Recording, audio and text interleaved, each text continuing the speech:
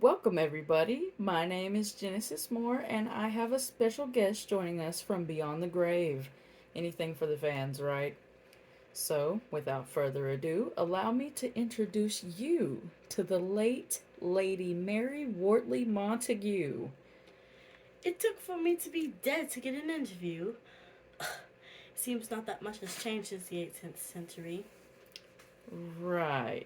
Well, it's a pleasure to have you. Maybe we can shine some light on what you mean by that statement.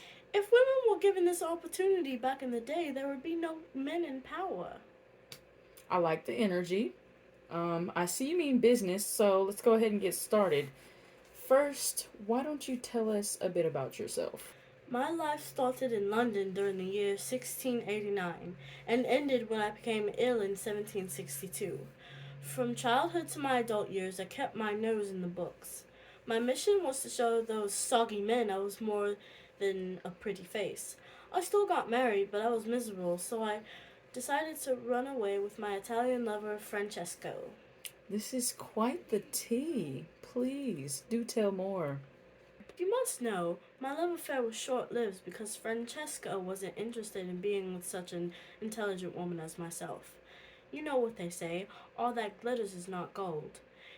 If that be the case, Francesca was a clump of dirt sprayed with metallic paint. Well said, and who knows, he may have only gotten in the way of all your success that came later. Speaking of success, what were your plans as a fresh single lady? I planned to write, of course. I wasn't going to let my love life get in the way of my reputation. In fact, I've been writing this entire time. Oh, well, I guess there's no time like the present. Let's touch a little more on your writing. To hear the scholarly men of my time tell it my works were nothing more than a joke. Many of my works were tossed away like scrap paper until I was on my deathbed. Like I said before, I was almost in the grave before they realized what talent I possessed. The nerve.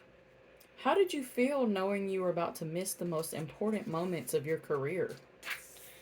This might sound a bit morbid, but I'm glad I died when I did. I know I was able to give a voice to women who were afraid to break the social boundaries that held us back. I'm sorry. It's just so beautiful. You're such an inspiration. My word, do you have no leash on your emotions? You're right. My apologies. Please, let's continue. As I was saying before I was rudely interrupted by your lack of self control, even though I didn't get to see the rise of my career, I knew that my works would serve as a wake up call. I believe there will be women who read my works and find their true identities. Could you elaborate more on these true identities you mentioned? Suppose I can put this into terms that even someone of your intelligence can understand. With proper education and self awareness, women can demand equality. And equality they shall have. I concur. While it has truly been an honor getting to know you, we're going to have to wrap things up, but before you go, there is one more question I'd like to ask you. Yes, proceed. Could you give us a brief rundown of your work titled Epistle from Mrs. Young to Her Husband? What inspired you to write this poem? Ah, yes, that was a lovely piece, wasn't it? Yes, ma'am, and quite entertaining. Where do I begin? Miss Young was unhappily married to her hard hearted husband, William Young. This poem is her handwritten complaint about the situation involving each of their affairs as well as their divorce. Mrs. Young, like all women who followed the social conformity, was tightly bound to the identity that society had given her. I see. So she is a character who represents the unfair treatment of women during the 18th century. Brighter than I assumed. Yes, that is correct. Does Mrs. Young ever get the justice she's looking for? Although it cost her her reputation and social status, yes, she also got to have a little fun in the process. Fun? Miss Young was tired of her husband and his people treating her like a prize-winning poodle who does nothing but stay quiet and obey.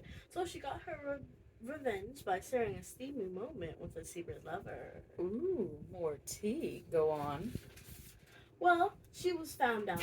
Her husband divorced her and she was pronounced an outcast, even though no one had anything to say about his wicked ways. Shame on them. It seems like she wasn't entirely worried about what people thought of her, though. You're correct. The poem ends with her exclaiming how happy she is that it happened because now she is free. You go, girl. Wow, this has really been a wonderful experience. I'll be going now. I do hope that this has helped with the fall of men. I'm not sure about all that, but it will definitely be inspirational across the world. Well, that's it for today. I thank you guys for joining us, and we'll see you next time.